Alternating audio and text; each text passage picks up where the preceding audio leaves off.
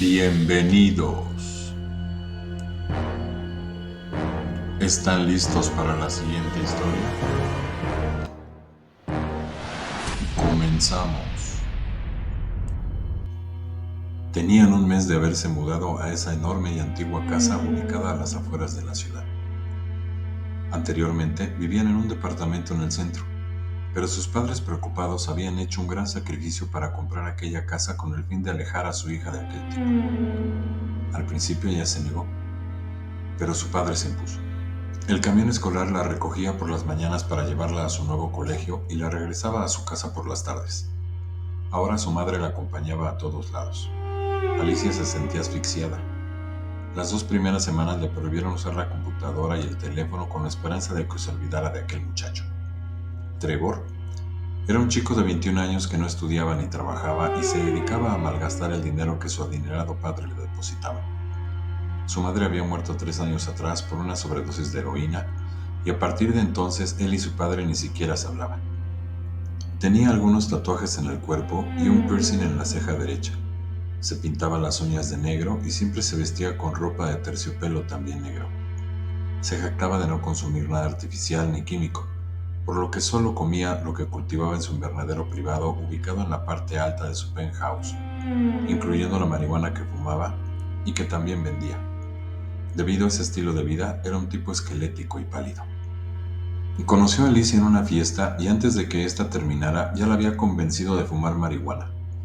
Una semana después, aprovechándose de su inocencia, le juró estar perdidamente enamorado de ella y la convenció de entregarle su virginidad. La inocente niña estaba perdidamente enamorada de él, y Trevor se aprovechó de eso para convencerla de vender su droga dentro de la escuela. Alicia comenzó a perder peso y sus calificaciones comenzaron a bajar. Llegaba tarde a casa y casi no hablaba. Cuando su madre le preguntaba algo, ella le contestaba groseramente y a su padre lo ignoraba totalmente. La psicóloga del colegio, preocupada, llamó a la madre de Alicia y le pidió que pusiera más atención a su hija, ya que últimamente andaba con un grupo de amigos de muy mala reputación. Su madre comenzó a preocuparse y habló con su esposo sobre ello, pero él estaba muy metido en los asuntos del trabajo y no le dio mayor importancia al tema. Argumentó que a sus 16 años era normal que Alicia se comportara así.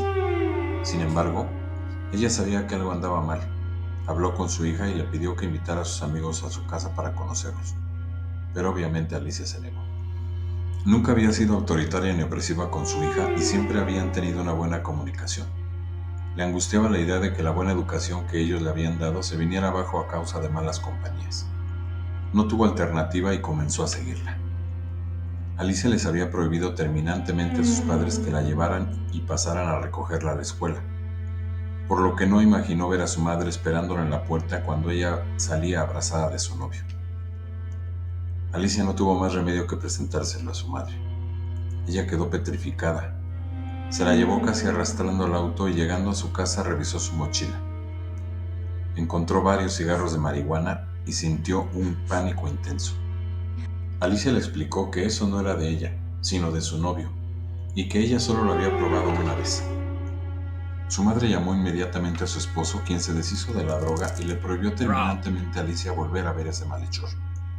Contactó a su abogado y levantó una demanda en contra de Trevor, pero se topó con una enorme pared de impunidad, ya que el padre de Trevor era muy influyente y tenía amigos en la policía, por lo que lo máximo que pudo obtener fue una orden judicial para que aquel individuo no pudiera acercarse a su hija. Durante el juicio, que duró menos de media hora, Trevor no paraba de burlarse de los padres de Alicia. 2 días después de este desafortunado episodio, fue que se mudaron de casa. Pero Trevor no se resignaba a perder a su mejor vendedora, y se las ingenió para conseguir su nueva dirección. Luego le envió a Alicia con uno de sus amigos 2 cartas de amor y un teléfono celular para seguir hablando con ella.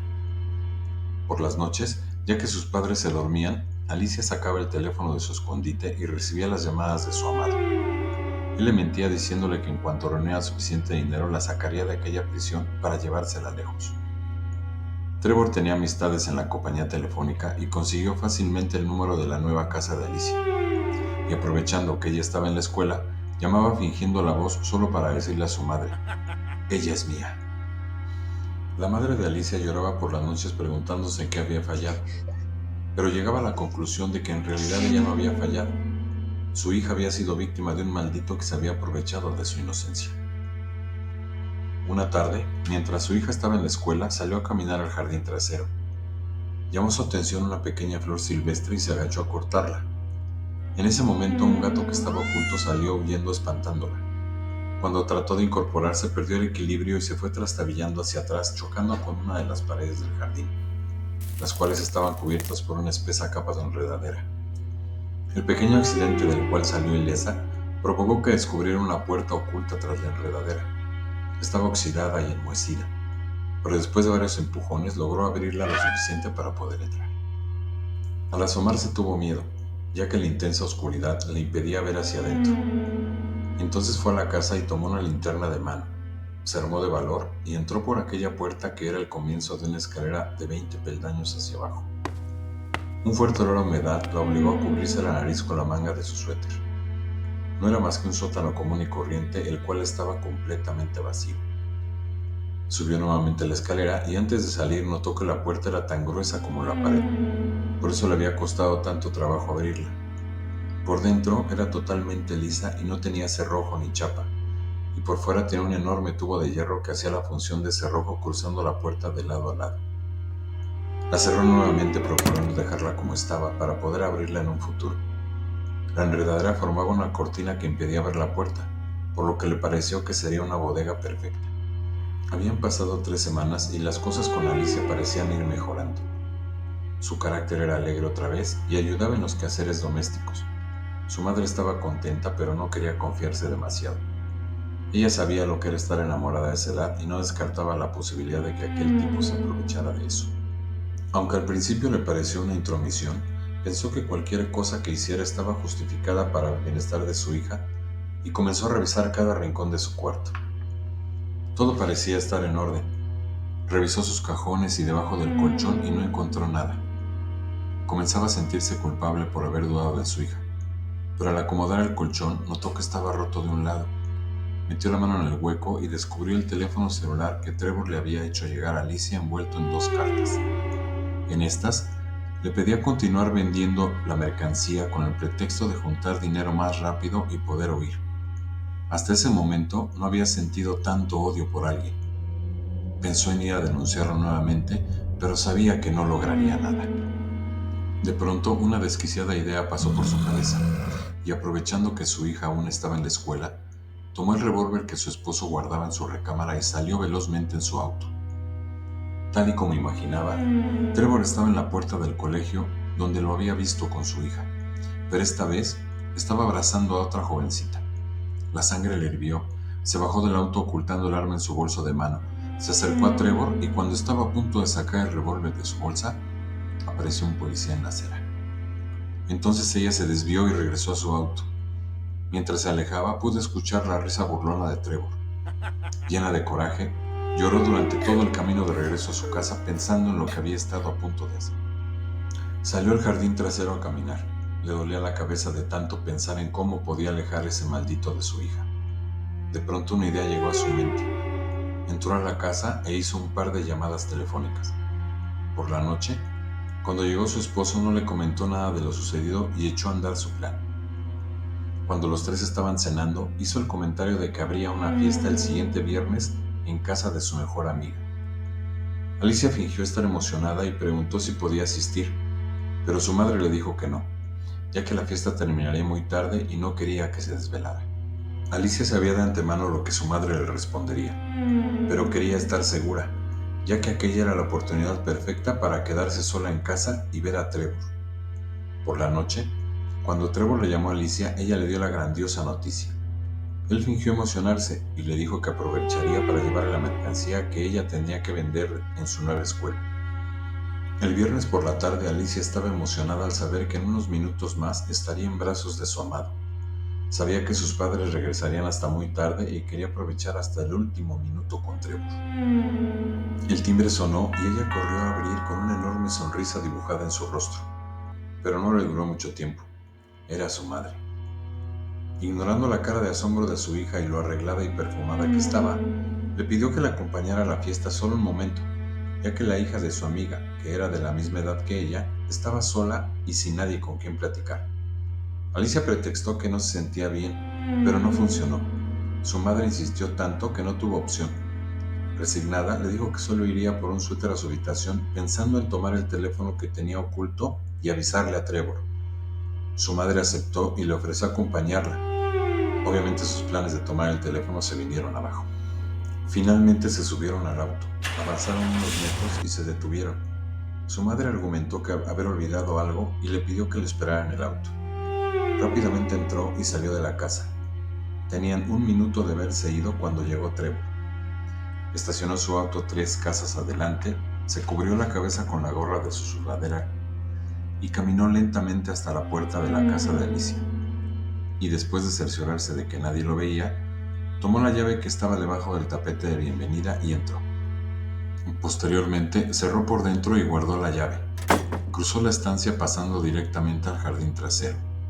Encontró entre la enredadera la puerta mencionada en el mensaje que Alicia le había mandado a su celular y comenzó a bajar. Las escaleras estaban iluminadas con velas. Al llegar abajo, encontró una mesa lista para 2 personas con una botella de vino tinto al centro y una vela encendida. Allí encontró una nota hecha en papel multicolor que decía: «Sírvete una copa y espérame, no tardo». La casa donde era la fiesta estaba a 3 minutos de distancia. Cuando llegaron, la hija de su amiga estaba ahí esperándolas en la puerta. Alicia no tuvo más remedio que quedarse a platicar con ella, quien inmediatamente la llevó por un vaso de refresco y le pidió acompañarla a su habitación. En ese momento, la madre de Alicia subió rápidamente a su auto y regresó a su casa. 20 minutos más tarde, regresó a la fiesta con un enorme pastel y una sonrisa de satisfacción dibujada en su rostro. En cuanto entraron a la habitación, Alicia le pidió a su nueva amiga un teléfono. Inmediatamente le llamó a Trevor a su celular para informarle el porqué de su ausencia, pero una contestadora le dijo que el número que había marcado estaba apagado o fuera del área de servicio. Alicia, decepcionada, pensó que Trevor había llegado a la hora acordada y al ver que no estaba se había marchado enojado. Trevor se sentó de mala gana, abrió la botella y se sirvió. No habían pasado ni 5 minutos cuando escuchó un fuerte golpe y una ráfaga de viento apagó las velas. Trevor, sorprendido, sacó un encendedor de su bolsillo y prendió las velas nuevamente. Subió la escalera para investigar qué había pasado. La puerta prácticamente desapareció, pues hecha del mismo material era casi imperceptible. Trevor trató inútilmente de meter los dedos en el angosto espacio entre el marco y la puerta, pero estaba casi sellada. Trató de empujarla, pero nada pudo hacer. La puerta no se movía. El plan había salido a la perfección. La madre de Alicia le había pedido a su amiga, como favor especial, que hiciera una fiesta, ya que su hija se encontraba muy deprimida y necesitaba distraerse. Su amiga, sin preguntar más, la organizó inmediatamente. El día de la fiesta por la mañana, aprovechando que su hija estaba en la escuela, tomó el teléfono celular que había encontrado escondido en el colchón y le envió un mensaje a Trevor haciéndole creer que era Alicia quien se lo mandaba. Supuso que Alicia y Trevor ya se habían puesto de acuerdo para ese entonces y sabiendo que solo hablaban por las noches, no habría manera de que Alicia desmintiera el mensaje. En el mensaje le daba instrucciones de dónde estacionar su auto, cómo ocultarse de los vecinos chismosos y finalmente cómo entrar a la casa y llegar al sótano del jardín, haciéndole creer que tenía una sorpresa para él. Aprovechó que su hija hacía la tarea, fue al sótano y dejó todo listo antes de que su esposo llegara por ella. En cuanto llegaron a la fiesta, le comentó a solas a su amiga que su hija no había estado lista a tiempo y que regresaría por ella, pidiéndole de favor a la hija de esta que la recibiera y la distrajera, ya que le quería dar una sorpresa. Posteriormente, le comentó a su esposo que la hija de su amiga se sentía sola y que iría a su casa por Alicia. Después de dejar a su hija en la fiesta, regresó nuevamente a su casa. Fue directamente al jardín trasero y cerró la puerta del sótano, del que nadie tenía conocimiento, excepto ella. Para asegurarse, le puso un enorme candado. Salió rápidamente de su casa y pasó a la pastelería. En el camino tiró la llave del candado a una coladera. Cuando regresó a la fiesta, llevaba el pastel favorito de su hija, quien ya la esperaba con el resto de los invitados. Una semana más tarde, mientras su hija estaba en la escuela y su esposo estaba trabajando, llegaron un par de detectives preguntándole si sabía algo sobre la desaparición del hijo del acaudalado empresario a quien semanas atrás habían demandado legalmente. La madre de Alicia les mostró una copia de la orden del juez donde especificaba que él no podía acercarse a su hija y agregó que desde aquel día no lo habían vuelto a ver. Los oficiales entrevistaron a los vecinos, quienes dijeron no haber visto nunca al chico. También hablaron con Alicia y con su padre, quienes confirmaron lo antes dicho. Los amigos de Trevor, al saberlo desaparecido y temerosos de ser interrogados por la policía debido a la droga que vendían, huyeron a diferentes partes del país.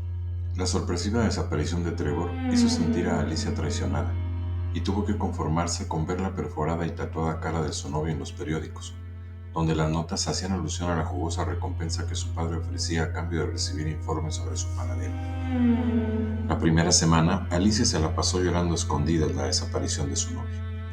Aprovechando que el periodo vacacional de Alicia comenzaba, la llevaron a la playa para distraerla.